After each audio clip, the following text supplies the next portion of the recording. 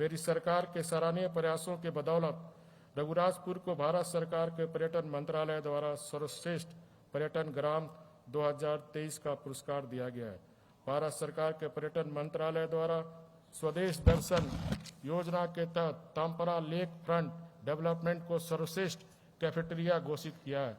श्री मंदिर पुरी को सर्वश्रेष्ठ आध्यात्मिक गंतव्य 2023 के रूप में चुना गया है और गोल्डन बीच पुरी को आउटलुक ट्रेवलर द्वारा सर्वश्रेष्ठ समुद्र तट गंतव्य 2023 के रूप में चुना गया है और इको रिट्रीट को आउटबाउंड ट्रेवल मार्ट 2022 में सबसे नवीन उत्पाद का पुरस्कार दिया गया है, जो भारत का सबसे बड़ा यात्रा व्यापार शो है। मैं अपनी सरकार की न्याय संगत, सख्ती और गुणवत्तापूर्ण स्वास्थ्य सेवाओं का उल्लेख करना चाहूँगा, जिसके माध्यम से सरकार ने अपनी 42 मिलियन आबादी के लिए सक्रिय पहल की है। इसके लिए मैं अपनी सरकार की सराहना करता हूँ, जो लोगों की जरूरत के प्रति जवाबदेह और उत्तरदायी है। ये मेरी सरकार द्वारा किए गए कई परिवर्तनकारी स्वास्थ्य देखभाल पहलों के माध्यम से ही संभव हुआ है। निःशुल्क और सुनिश्चित स्वास्थ्य देखभाल योजनाएं, स्वास्थ्य सेवा मानव संसाधन पेशेवर को मजबूत करने के लिए बड़े पैमाने पर स्वास्थ्य क्षेत्र में सुधार के उपाय, अत्याधुनिक सार्वजनिक स्वास्थ्य बुनियादी ढांचा, सेवा वितरण पैकेजों का विस्तार, निजी स्वास्थ्य सेवा प्रदाताओं की क्षमता का दोहन, नवीनतम चिकित्सा प्रौद्योगिकी का उपयोग और बहु सेवा प्रदाताओं के कौशल विकास के परिणाम स्वरूप राज्य में सार्वजनिक स्वास्थ्य सुविधाओं में काफ़ी बदलाव आया, जिससे लोगों का सार्वजनिक स्वास्थ्य सुविधाओं पर विश्वास और निर्भरता बढ़ी है, जो कई राष्ट्रीय स्वास्थ्य सर्वेक्षण में परिलक्षित हुआ और मेरी सरकार के कई प्रयासों को स्वीकार किया गया और राष्ट्रीय स्तर पर और अंतर्राष्ट्रीय स्तर पर इसकी सराहना भी हुई है। मेरी सरकार द्वारा प्रभावी नीति निर्माण, भागीदारी और बॉटम अप योजना राज्य के विकास में पर्याप्त स्वास्थ्य देखभाल पित्त पोषण के कारण कई प्रमुख स्वास्थ्य संकेतों में महत्वपूर्ण सुधार देखा गया। उड़ीसा ने सार्वजनिक सुविधा में संस्थागत जन्म 49.99 की वृद्धि दर्ज की है, जो 2005-06 में 28.8% से बढ़कर 2019-21 में 78.7% हो गई है, जो अखिल भारतीय औसत 61.9% से बेहतर है। राज्य में संस्थागत प्रसव का कुल प्रतिशत भी 2005-06 में 35.6% से बढ़कर 2019-21 में 92.2% हो गया है, जो राष्ट्रीय औसत 88.6% से फिर बेहतर है। देखभाल की गुणवत्ता निरंतर प्रदान करने के लिए निरंतर प्रयास के साथ उड़ीसा ने शिशु मृत्यु दर में देश में सबसे अधिक गिरावट दर्ज की है, जो 2005 में 75 से 39 अंक घटकर 2020 में 36 हो गई है और मातृ मृत्यु दर में देश में दूसरी सबसे बड़ी गिरावट आई है। MMR 49 के अंकों के साथ 2015-17 में 168 से घटकर 2018-20 में 119 हो गई है। मेरी सरकार ने कुछ प्रजनन को घटाकर 1.8 भारत 2.0 करके जनसंख्या स्थिरीकरण उपायों में SDG लक्ष्य भी हासिल कर लिया है, जो राज्य के सामाजिक आर्थिक विकास में महत्वपूर्ण योगदान दिया। स्वास्थ्य सेवा में उड़ीसा की अभूतपूर्व उपलब्धियां 15 से अधिक मेगा योजनाओं की शुरुआत की है और कई परिणाम उन्मुख स्वास्थ्य प्रणालियों को सशक्त करने वाली योजनाएं, जैसे निःशुल्क निदान सेवाएं, निःशुल्क डायलिसिस सेवाएं, सहाय सार्वभौमिक नेत्र स्वास्थ्य देखभाल कार्यक्रम सुनेत्र, सार्वभौमिक स्वास्थ्य देखभाल पहल बिजू स्वास्थ्य कल्याण योजना, शहरी PMCH CHH में विशेषज्ञ सेवा, आम क्लिनिक, सहायक सेवाओं, निर्मल का सशक्ति, आशा मातृत्व योजना, रक्त विकार रोगियों को परिवहन सहायता, आशा कल्याण योजना, नए मेडिकल कॉलेज की स्थापना, व्यापक कैंसर केयर कार्यक्रम, TB रोगियों को पोषण सहायता, प्रसव रोगियों और बीमार शिशुओं को ड्रॉप बैंक सहायता, सभी ने हमारी स्वास्थ्य देखभाल प्रणाली के कुशल और परिणामोन्मुख प्रदर्शन में योगदान दिया है। मेरी सरकार ने समाज के आर्थिक रूप से कमजोर वर्गों के गंभीर मामलों और उपचार के लिए 796 निजी अस्पतालों को सूचीबद्ध किया गया, जिसमें प्रति परिवार को 5 लाख का वार्षिक स्वास्थ्य आश्वासन और महिला सदस्यों के लिए अतिरिक्त 5 लाख शामिल है। PSKY का लाभ उड़ीसा में अब 96.5 लाख परिवारों के 3.5 करोड़ लोगों तक फैल गया है।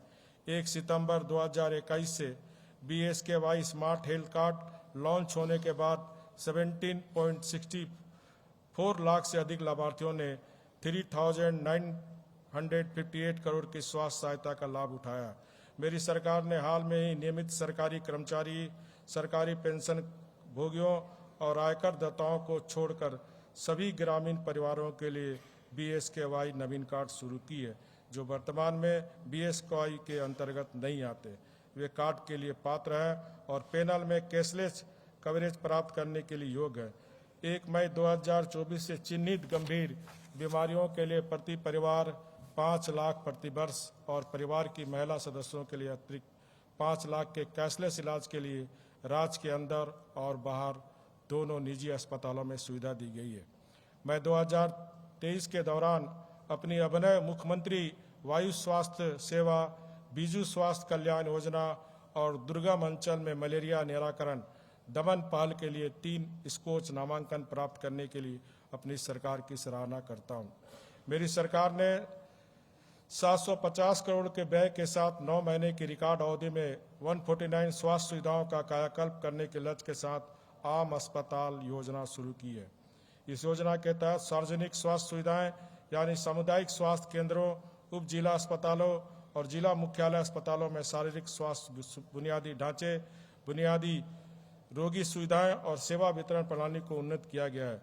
पिछले 6 वर्षों के दौरान मेरी सरकार ने कोरापुट, बारीपदा, बालेश्वर, बलांगीर, पुरी, केवंझर, सुंदरगढ़ और कालाहांडी में 8 नए मेडिकल कॉलेज और 2 नए पोस्ट ग्रेजुएट संस्थान यानी Acharya Harihar post graduate institute of cancer, Cuttack और post graduate institute of medical education and research and capital hospital Bhubaneswar की स्थापना और कटक, ब्रह्मपुर और बुर्ला में 3 पुराने पूर्व मेडिकल कॉलेजों अस्पतालों को विश्व स्तरीय स्वास्थ्य संस्थानों में बदल रहा है।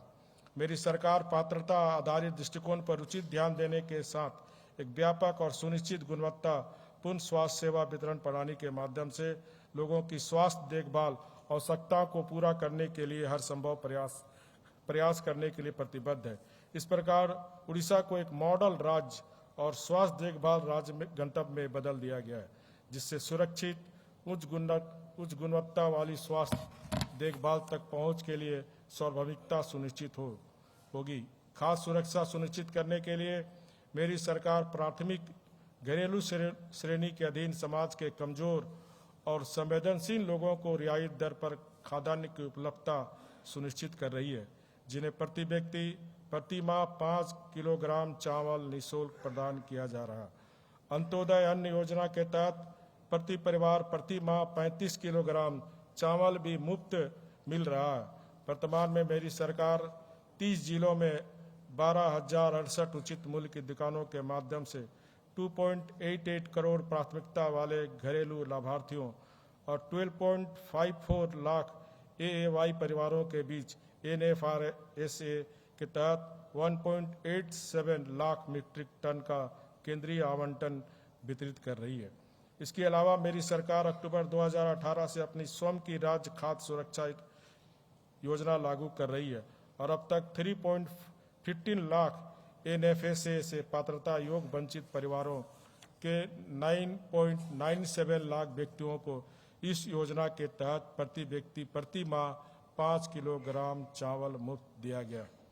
मेरी सरकार ने धान खरीद अभियान को बढ़ाने में तेजी से प्रगति की है। खरीफ पीपन सीजन 2022-23 के दौरान मेरी सरकार ने 17.11 लाख किसानों से 79.16 लाख मीट्रिक टन धान खरीदा, जिससे उड़ीसा देश में शीर्ष धान खरीदने वाला राज्य बन गया। अब उड़ीसा एक अधिशेष खाद्यान्न राज्य है। अपनी खाद्यान्न आवश्यकताओं को पूरा करने के अलावा यह केंद्रीय पूल में खाद्यान्न का महत्वपूर्ण योगदान देता है। मेरी सरकार खरीद प्रक्रिया में पारदर्शिता लाने के लिए धान की फसल की सत्यापन के लिए सभी 30 धान खरीद जिलों में सैटेलाइट इजमेरी का प्रयोग कर रही है। मेरी सरकार सभी को पक्का मकान उपलब्ध कराने के लिए प्रतिबद्ध है। प्रधानमंत्री आवास योजना ग्रामीण राज्य की 40% हिस्सेदारी के साथ राज्य में सफलतापूर्वक लागू की गई है।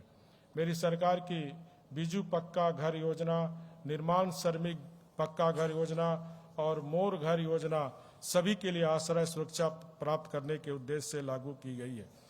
उड़ीसा ने 2014-15 के बाद से 34.24 लाख पक्के मकानों को सफलतापूर्वक प्राप्त करने का गौरव हासिल किया है, जिससे ग्रामीण आवास में यह देश का अग्रणी राज्य बन गया है। बीपीजीवाई लाभार्थियों को उनके घरों को शीघ्र पूरा करने के प्रोत्साहन प्रदान करने की अभिनव प्रथा ने देश में एक अनुकरणीय उदाहरण स्थापित किया है और अब तक राज्य में 8.42 लाख लाभार्थियों को उनके घरों को शीघ्र पूरा करने के लिए प्रोत्साहन के रूप में 1387 करोड़ का भुगतान किया जा चुका है। पहले से निर्मित पक्के मकानों की स्थिरता लाभार्थी परिवारों के लिए एक बड़ी चुनौती रही है और इसे ध्यान में रखते हुए मेरी सरकार ने किसी भी सरकारी योजना में पहले से निर्मित मकानों के लिए अवधिक मकान मरम्मत अनुदान की अनुमति दी है और मरम्मत के लिए 27.28 लाख परिवारों को 819 करोड़ की सहायता दी है। मेरी सरकार से कि क्रेडिट लिंक हाउसिंग योजना मोर घर में हाल ही में ग्रामीण उड़ीसा के निम्न और निम्न मध्यम वर्ग के लाभार्थियों की आवास आवश्यकताओं को पूरा करने के लिए शुरू की है। ग्रामीण उड़ीसा को विकसित करने और विकास में तेजी लाने के लिए ग्रामीण बुनियादी ढांचे को बढ़ाने और ग्रामीण उड़ीसा की समृद्ध सांस्कृतिक विरासत को संरक्षित करने के लिए कदम उठाने के लिए मेरी सरकार ने नई पहल आम उड़ीसा नवीन उड़ीसा शुरू की है, जिसके तहत प्रत्येक ग्राम पंचायत 50 लाख की राशि का हकदार है। मेरी सरकार द्वारा 3,397 करोड़ की कुल 90,650 परियोजनाएं स्वीकृत की गई है। जियो टैगिंग के साथ पहल की वास्तविक समय की निगरानी के लिए एक नागरिक केंद्रित समर्पित वेब आधारित MSIS प्रणाली और एक मोबाइल ऐप विकसित किया गया और इसके क्रियान्वयन में सार्वजनिक जवाबदेही सुनिश्चित करने के लिए ANO के तहत सामाजिक लेखा परीक्षा सुनिश्चित की गई है। शहरों के निर्माण और रख रखाव में झुग्गी झोपड़ों की महत्वपूर्ण भूमिका को प्राथमिकता देते हुए मेरी सरकार भूमि अधिकार प्रदान करने और झुग्गियों को आदर्श कॉलोनी में बदलने के लिए जगह मिशन लागू कर रही है। अब तक 2.40 लाख से अधिक झुग्गी झोपड़ी वाले परिवार को भूमि अधिकार प्रमाण पत्र दिए जा चुके हैं। गंदी बस्तियों को रहने योग्य आवास में बदलने के लिए मेरी सरकार तेजी से गंदी बस्तियों को बाकी शहरों के समान आवश्यक बुनियादी ढांचे, सुविधाएं और सेवाओं के साथ आदर्श कॉलोनी में बदल रही है। अब तक 1,364 गंदी बस्तियों को आदर्श कॉलोनी के रूप में उन्नत किया जा चुका है। 10 शहर पहले ही स्लम मुक्त शहर का दर्जा हासिल कर चुके। उड़ीसा दिसंबर 2024 तक सभी यूएलबी में स्लम मुक्त स्थिति हासिल करने की दिशा में तेजी से आगे बढ़ रहा है। मेरी सरकार राज्य के सभी शहरी स्थानीय निकायों में कल्याण मंडपों को बढ़ावा देने के लिए प्रतिबद्ध है। राज्य के सभी शहरी क्षेत्रों में 10-10 नगर निगम, 4-4 नगर पालिकाएं और 2 अधिसूचित क्षेत्र परिषदों के साथ लगभग 400 कल्याण मंडपों का निर्माण किया जाएगा। शहरी क्षेत्र में नागरिक केंद्रित मोटर योग सड़कों के निर्माण के लिए 115 यूएलबी में 1200 किलोमीटर की चिन्हित कच्ची सड़कों को पक्के सड़क में परिवर्तित किया जाएगा।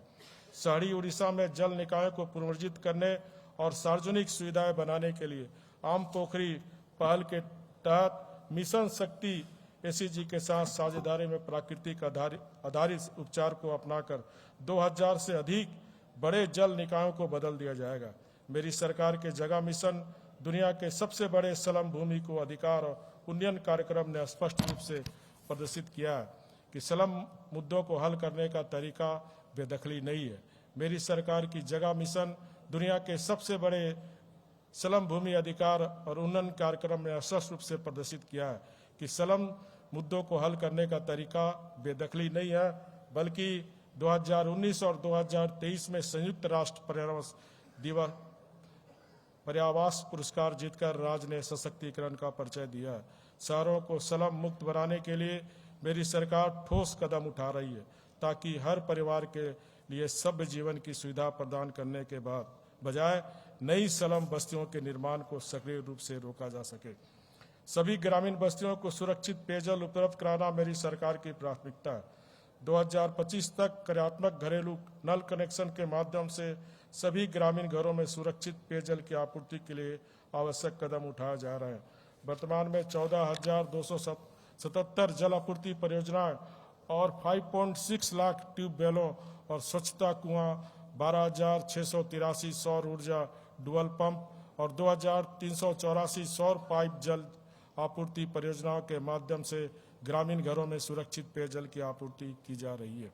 अब तक राज्य के 69% ग्रामीण घरों, 68% स्कूलों, 59% आंगनबाड़ी केंद्रों और सभी ग्राम पंचायत कार्यालयों में पेयजल नल कनेक्शन उपलब्ध कराया जा चुका है।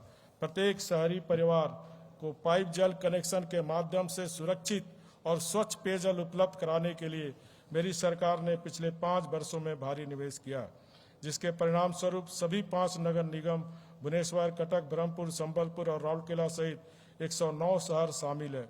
राउरकेला ने 100% घरों में जल कनेक्शन हासिल कर लिया और शेष 6 शहर मार्च 2024 तक 100% घरों को कवर कर लेंगे।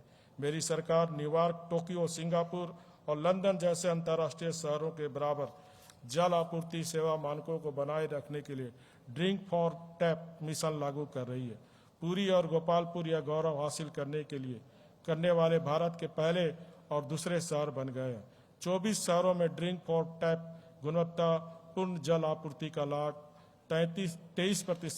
23 लाख लोगों को मिल रहा। मनरेगा के तहत 2022-23 के दौरान 33.38 लाख परिवारों को रोजगार और 4.18 लाख परिवारों को 100 दिनों का काम प्रदान करते हुए 18.53 करोड़ मानव दिवस सृजित किए गए। महिला कार्यबल की भागीदारी 2021-22 में 46.1% से बढ़कर 2022-23 में 48 हो गई है। 2022-23 के दौरान 32,106 खेत तालाब, 15,856 कुएं खोदे गए और 13,391 भूमि विकास, 19,358 पशुधन आश्रय और 1906 बागवानी वृक्षारोपण और 1257 मत्स्य पालन संपत्तियां बनाई गई। 2023-24 के दौरान मेरी सरकार का लक्ष्य 20 करोड़ से अधिक मानव दिवस हासिल करना, जहां अब तक 30.69 लाख परिवारों को रोजगार प्रदान करते हुए 15.13 करोड़ वर्तमान दिवस सृजित किए गए और 2.26 लाख परिवारों ने 100 दिन पूरे कर लिए। मेरी सरकार ग्राम पंचायत स्तर पर प्रवासी श्रमिकों को ट्रैक करने, अंतर्राज्य समन्वय को मजबूत करने और विभिन्न आजीविका पहलों और कल्याणकारी योजनाओं से उनका जुड़ाव सुनिश्चित करने के लिए राज्य के 14 प्रवासनों संभावित जिलों में एक राज्य कार्य योजना लागू कर रही है, जिसमें एक देयमुक्त श्रमिक सहायता हेल्पलाइन आंध्र प्रदेश, तेलंगाना और नई दिल्ली में उड़िया प्रवासी श्रमिक हेल्प डेस्क चालू हो गई है और संकट में फंसे उड़िया प्रवासी श्रमिकों के लिए संपर्क के पहले बिंदु के रूप में कर्नाटक और तमिलनाडु के लिए मंजूरी दी गई है। एंटी ह्यूमन ट्रैफिकिंग यूनिट्स को मजबूत करने के लिए वित्तीय सहायता दी गई है। 14 प्रवास प्रबंध जिलों में जिला स्तर बलांगीर, बरगढ़, कालांडी और नुआपाड़ा के 20 ब्लॉकों के 290 ग्राम पंचायतों में प्रवासी श्रमिकों का घरेलू सर्वेक्षण आयोजित करना, संकटपूर्ण प्रवासन में कमी के लिए विशेष पैकेज में 1 वर्ष में 300 दिनों के लिए मनरेगा के तहत रोजगार और बलांगीर, बरगढ़, कालांडी और नुआपाड़ा जिलों के 20 ब्लॉकों में अकुशल मनरेगा श्रमिकों को पारस्परिक आधुनिक न्यूनतम मजदूरी के लिए बराबर किया गया है। मेरी सरकार द्वारा बाल श्रम प्रथा उन्मूलन के लिए जागरूकता पैदा करने, बच्चों से संबंधित प्रासंगिक कानून अधिनियमों को सख्ती से लागू करने, बाल श्रम के बचाव और बचाए गए बच्चों की शिक्षा और कौशल विकास का प्रावधान, उचित पुनर्वास के लिए 9 सरकारी विभागों के साथ मिलकर एक राज्य कार्य योजना लागू की जा रही है। पिछले 5 वर्षों के दौरान विभिन्न प्रतिष्ठानों और संगठनों से 504 बाल और किशोर मजदूरों को बचाया गया। मेरी सरकार ने पिछले 5 वर्ष की अवधि तक 40.68 लाख निर्माण श्रमिकों को उड़ीसा भवन और अन्य निर्माण श्रमिक कल्याण बोर्ड के तहत लाभार्थियों के रूप में पंजीकृत किया गया। 13.25 लाख पात्रता लाभार्थियों को 2146.64 करोड़ रुपए के लाभ वितरित किए गए। 3,267.85 करोड़ रुपए प्रारंभ से ही लाभार्थियों को वितरित किया गया है। राज्य में औद्योगिकरण को बढ़ावा देने के और हितधारकों के लिए व्यापार करने में आसानी की सुविधा के लिए मेरी सरकार ने राज्य में संकट मुक्त निवेश आकर्षित करने के लिए कुछ श्रम कानूनों में संशोधन आदि के साथ नई योजनाओं की शुरुआत, केंद्रीय निरीक्षण समन्वय समूह निरीक्षण प्रणाली को अपनाने जैसे सुधार किए हैं। हमारे सामाजिक, आर्थिक और विकास लक्ष्य को आगे बढ़ाने में हमारे श्रमिकों की अपरिहार्य भूमिका है। मेरी सरकार राष्ट्र निर्माण में उसके अमूल्य योगदान से पूरी तरह अवगत है और कई उपायों के माध्यम से उनकी गरिमा और स्वास्थ्य की रक्षा करने, उनके समावेशी तथा समग्र कल्याण को बढ़ावा देने के लिए अपने संकल्प को नवीनीकृत करेगी। 5T गवर्नेंस पहल के तहत मेरी सरकार शहरी गरीबों के लिए मुख्यमंत्री कर्म तत्पर अभियान मुक्ता और शहरी वेतन रोजगार योजना लागू की है, जिससे मिशन शक्ति, SAG और स्लम निवासियों का संघ को शामिल करते हुए सामुदायिक भागीदारी मॉडल के माध्यम से राज्य के 115 ULB में लागू किया गया। मुक्ता के तहत वर्तमान में 1000 करोड़ के निवेश वाली 60,000 परियोजनाएं क्रियान्वित की जा रही है। स्कूली शिक्षा परिस्थिति तंत्र को बदलना मेरी सरकार की प्राथमिकता है। मेरी सरकार एक अभूतपूर्व 5T हाई स्कूल रूपांतरण पहल लेकर आई है। हमने कई आकांक्षाओं को जन्म दिया। हमारे राज्य के हाई स्कूल के छात्रों के लिए नए क्षितिज खोले हैं। अब रूपांतरित सरकारी हाई स्कूल में स्मार्ट क्लासरूम, आधुनिक लाइब्रेरी, अच्छी तरह से सुसज्जित प्रयोगशालाएं, लड़कियों और लड़कों के लिए अलग उपयोगी शौचालय, सुरक्षित पेयजल का प्रावधान, उन्नत खेल बुनियादी ढांचे और छात्र अनुकूल स्कूल इकोसिस्टम है। आधुनिक शिक्षादान विधियों के साथ एक महत्वाकांक्षी पाठ्यक्रम का उद्देश्य छात्रों को भविष्य के लिए सशक्त बनाना है। पहले 3 चरणों में राज्य भर में 6,872 हाई स्कूल को 5T हाई स्कूल रूपांतर कार्यक्रम के तहत 3,411 करोड़ की लागत के साथ बदल दिया गया है और चौथे चरण के तहत अन्य 1,798 हाई स्कूलों को 982 करोड़ की लागत से लिया गया है। मेरी सरकार ने कोरापुट जिले के कोटिया ग्राम पंचायत में एक विशेष OAB सहित ब्लॉक स्तर पर उड़ीसा आदर्श विद्यालय OB के माध्यम से गुणवत्तापूर्ण अंग्रेजी माध्यम की शिक्षा प्रदान करने के लिए सभी प्रयास किए गए। 190 OAB को वरिष्ठ माध्यमिक कक्षाओं में अपग्रेड किया गया है। भुवनेश्वर में पूरी तरह से आवासीय आइकोनिक OAB शैक्षणिक संस्थान 2022-23 से 11वीं और 12वीं कक्षा के लिए 1,000 छात्रों की कुल प्रवेश क्षमता के साथ कार्य कर रहा है। शैक्षणिक वर्ष 2016-17 से 2023-24 तक OAB में छात्रों के नामांकन में 5 गुना वृद्धि देखी गई है। मेरी सरकार का मोह स्कूल अभियान देश में सबसे बड़े पूर्व छात्र योगदान कार्यक्रमों में से एक बन गया है।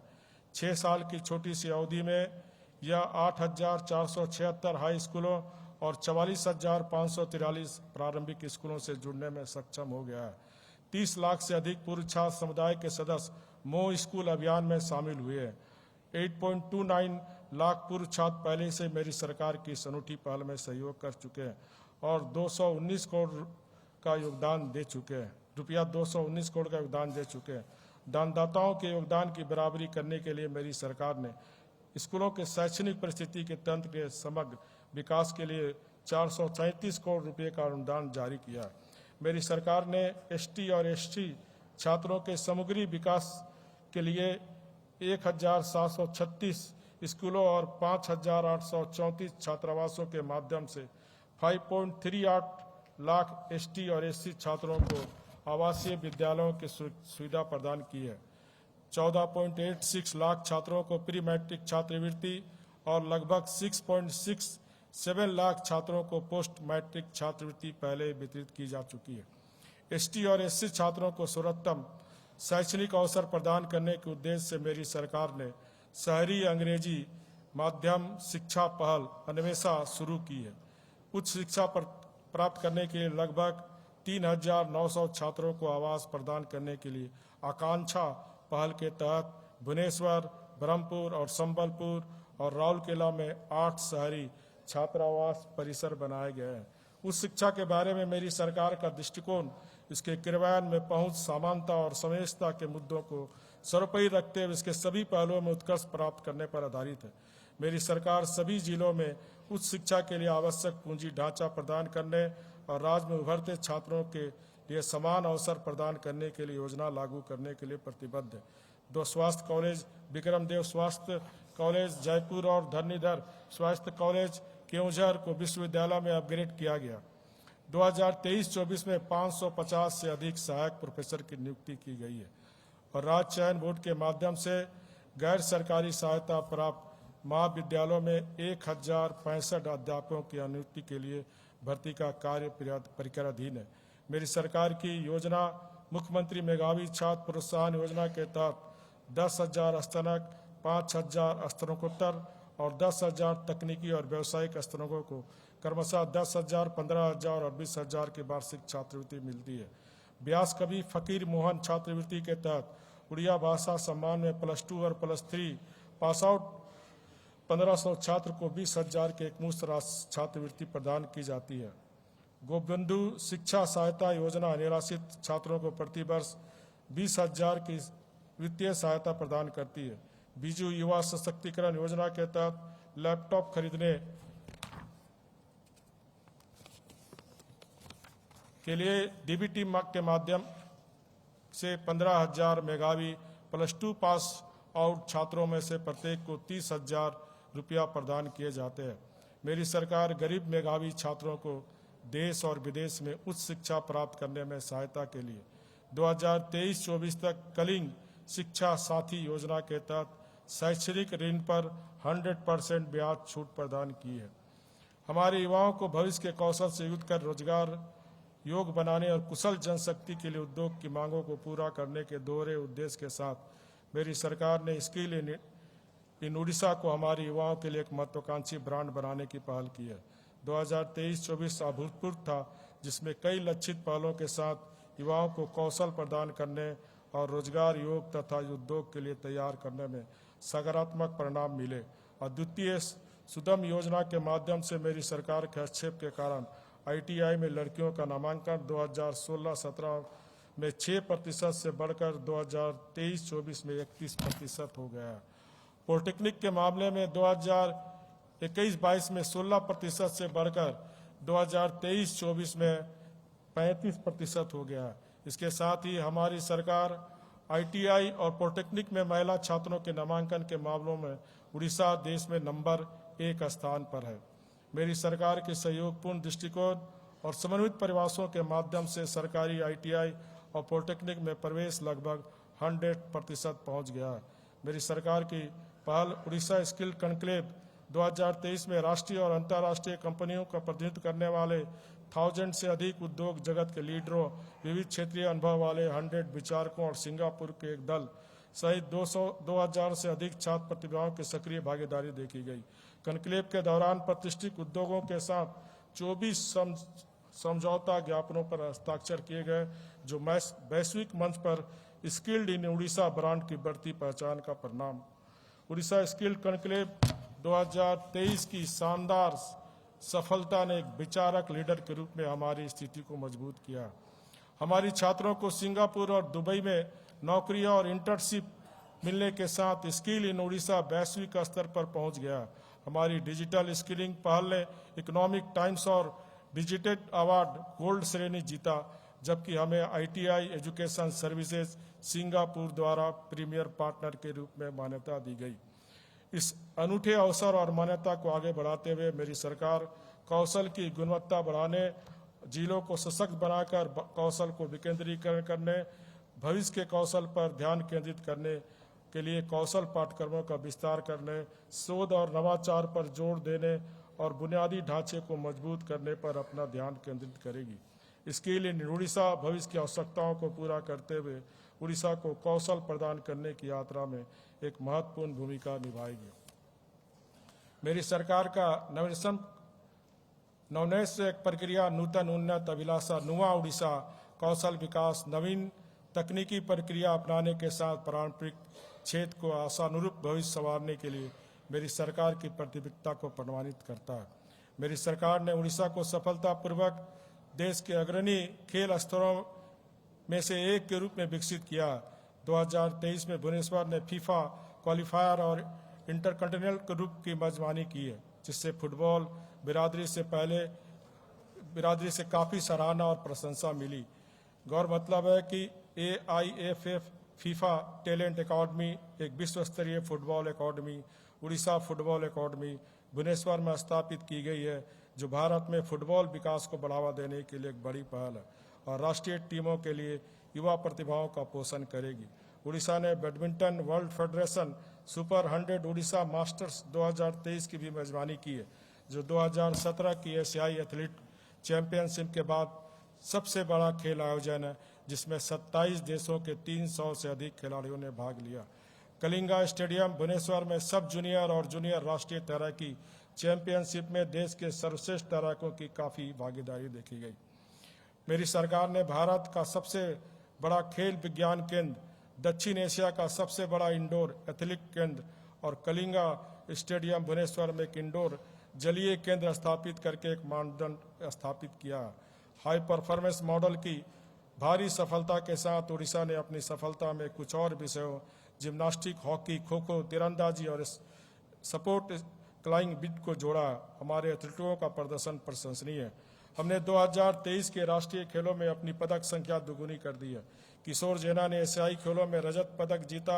हमारी पुरुष और महिला हॉकी टीम ने क्रमशः स्वर्ण और कांस्य पदक जीता, जबकि प्रमोद भगत ने एशियाई पैरा खेलों में एक स्वर्ण पदक सहित 3 पदक जीते।